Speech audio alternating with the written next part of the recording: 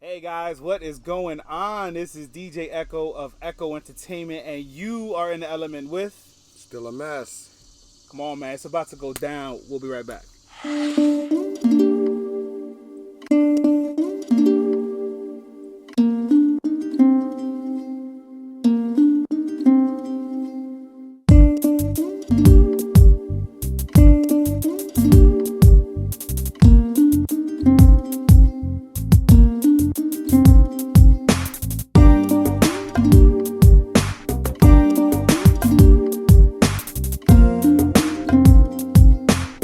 Welcome back, guys. What is going on again? This is DJ Echo of Echo Entertainment, and right now I'm at the Mess Compound in Rockland County with Stillamess right here, the brother right here.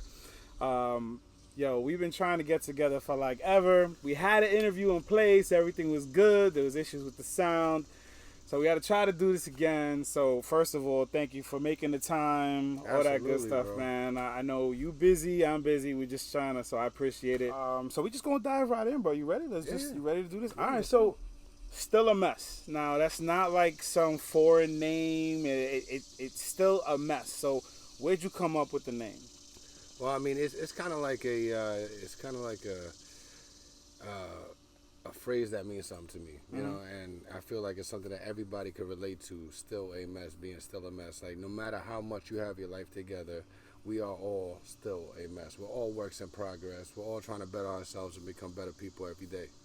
So I feel like it's a name that suits everybody. You know what I'm saying? There you go. So We all- it's we more all of a relate. representation than just like a tag name. You know what I'm Right, saying? It's right. a state of being.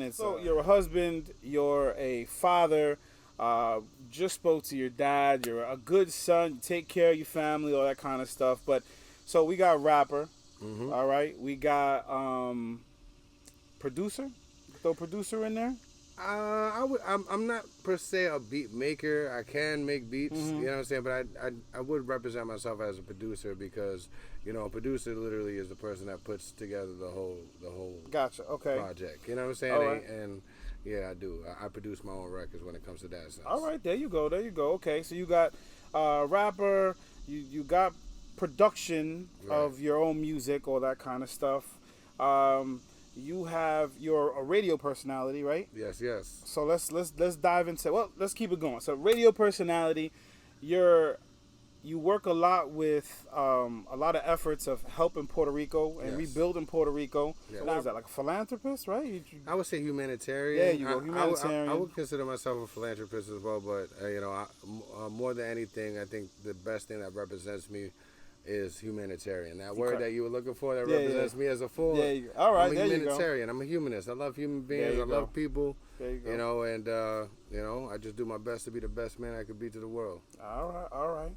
And you're diving into some new genres. I mean, you know, I would say, what do you think? DJ maybe? You think A little bit. tapping into that a little bit? You know, messing around a little bit. Wearing a lot of hats, brother. Wearing a lot of hats. So I like house music too. You know what I'm saying? With the who DJs. doesn't? Honestly, Yeah, like yeah. if you from New York, you know what I'm saying? Like you gotta Yeah. like house music. You know what I'm saying? Word, absolutely. Especially All right. being Puerto Rican, you know what I'm saying? Exactly. Us Puerto Ricans love our house, you know what I'm saying? exactly. So, all right. So let's go into the I guess the more forefront of it all, which is you being a rapper.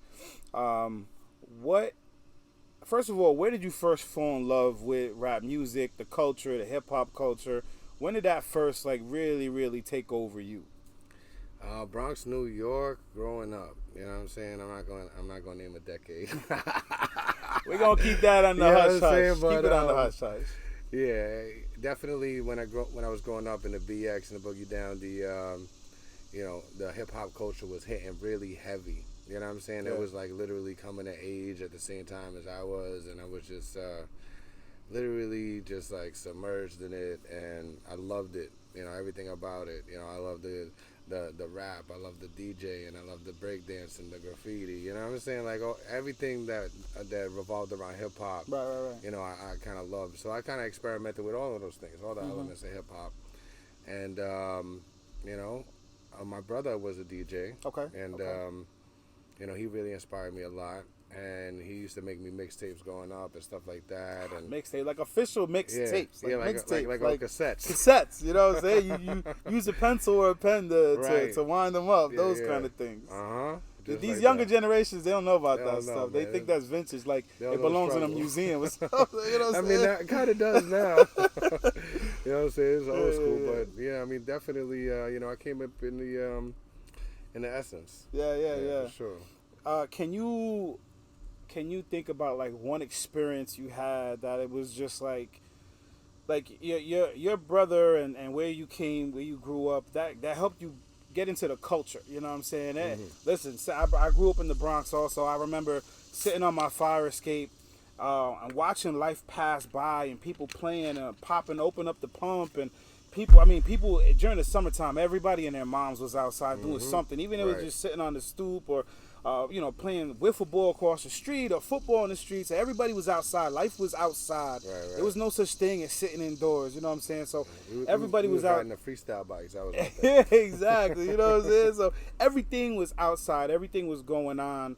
That was the culture, man. And I remember listening to Hot 97 and Mega and Z100 and just listening to the music. And so I became part of it. And my situation, like my sister was in it. She was freestyle music. You know what I'm saying? So being able to get a in depth, you know what I'm saying? That's how I was introduced to that. In the same instance, like you were born into that culture. You know what I'm saying? Your brother was a DJ, so he gave you that more in depth kind of look into the music. But when did you was there experience that introduced you that kind of made you want to get more involved, not just listening and sitting back and enjoying it, saying, you know what, I want to be a part of this. I want to be a part of the culture. Basically, I started rapping really early. You know what I'm saying? Before I even realized what I was doing was called freestyle, and I used to call it making up raps as I go along. You know what I'm saying? Because I didn't know the terminology yet. I was a young buck. You know what I'm saying? And so I used to make up my own raps as I go along, improv rapping, which was called freestyling. And I used to do it in the mirror, you know what I'm saying? I used to just literally stand. My mom Dukes used to have this big mirror in her room, and I used to stand in front of it and just spit my raps right in front of it, whatever. You know what I'm saying? She'd be cooking in the kitchen, I'd be rapping in the room, like, yeah, whatever. Whatever I was saying or whatever. And, obviously at that age, you don't really know much, so you're just imitating what you see and what you hear.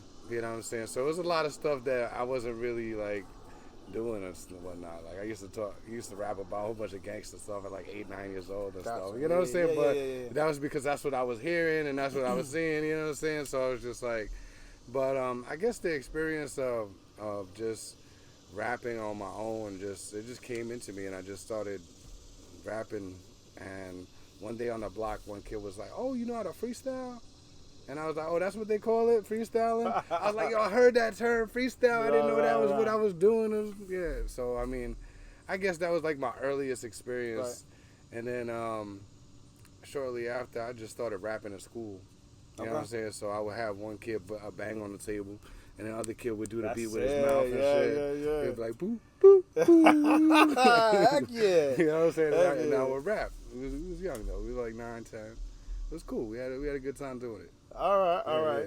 Yeah. And when I would say because you said you used to rap about gangster stuff, really stuff that you saw on TV.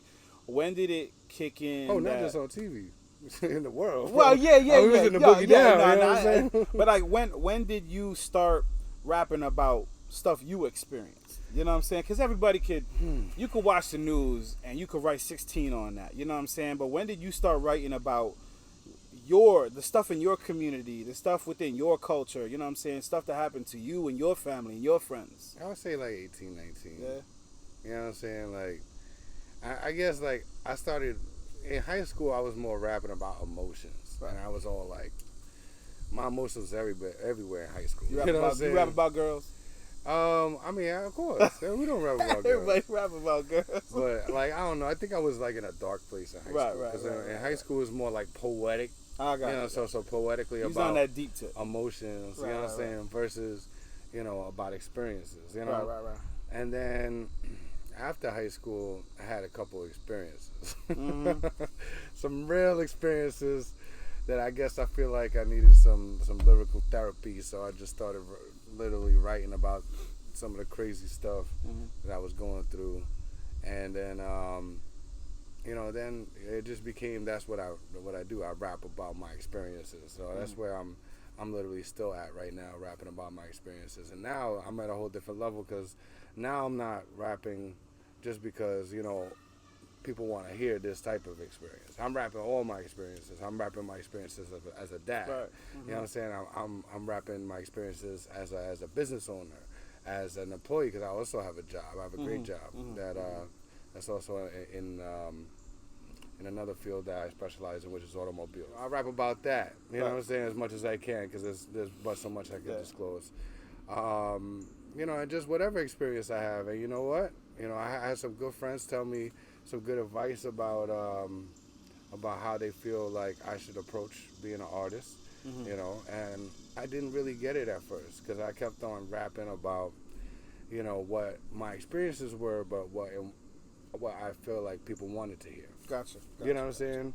Because I was able to put that out there because I did have those experiences, you know what I'm saying?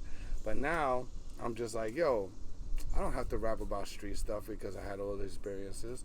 I could rap about what I'm going through right now and the struggles that I have as a dad, you know what I'm saying, as a man, as a husband, you know what I'm saying, a businessman, whatever. Right. And honestly, like, I've been loving the stuff that I've been coming out with lately. So I got some new fire coming for y'all. All right. And you know what? That's like the perfect segue, right? Because we're gonna end this first session, and what I want to do, I want you. Now this is you guys know how we love exclusives. Whether it's information on a new album, on a new song, a new this, a new venture, blah blah. So this is probably gonna be one of the best exclusives that we've had, and this is how we like to do it in the second season. This is a track that my brother Stillamess hasn't dropped yet, that he's in the process of promoting. It's not coming out for another few weeks, and you guys are gonna get a taste of it. So I'm gonna let him take over. He's gonna introduce the track, and y'all gonna hear it, just a snippet of it. We can't give you the whole thing, but take it over, bro. So all right, you're now tuned into your boy Stillamess. The name of this track right now is Legendary. What? Legendary. Enjoy. We'll be right back. Sometimes I just sit and ponder and whatnot. Why we do this in the first place, you know what I mean? Knowing all the lies and corruption, all the rumors, embrace change. I'm in my Optimus Prime, transform all of your minds. I'm on my grind, I'm trying to save mankind. On my job, ain't no losses taking on my time. The letter W is how I describe my shine. I'ma make sure my team always win, win, win. And all the hairs on my chinny chin chin. Broke a mile in my shoes, find out where I've been. I remember when I wasn't comfortable in my skin, but paper and pen, a couple good friends got me to where I'm at right now. We in demand. I love it when I hear the fans cheering from the stands. It lets me know there's people in the world that understand. This ain't my vision, it's God's plan. I'm just a vessel, I'm putting it in my pop's hands. Show love, I am hate detoxing. I'd rather think outside of the box than be boxed in. Cause I ain't trying to hear the stuff they gotta say. If you breathe that hate, then get out of my way. I speak that real, we ain't never gonna fade. Kick down that door, we gon' change the whole game. Cause we ain't trying to hear the rumors and the lies. They be ego tripping, worst enemy they pride. When you with that real, you know that they gon' ride. We legendary and legends don't die. We live on forever, on the grind with the click to keep it all together. Teamwork, make it rain like we control the weather. Straight shining like I stole the treasure. I never in my life felt better than I do right now. This is 50 in the source, both reviewed my style. Hip Hop Weekly, what it do right now? When I got 50 other interviews to do right now. Life don't stop, the grind don't neither. But why we do it for fast cars and dope sneakers, designer clothes and stereos and loudspeakers? That whip ain't pop unless you got all the features. That's that materialism, but what the hell does it teach us? Absolutely nothing, but we still victims of it, believe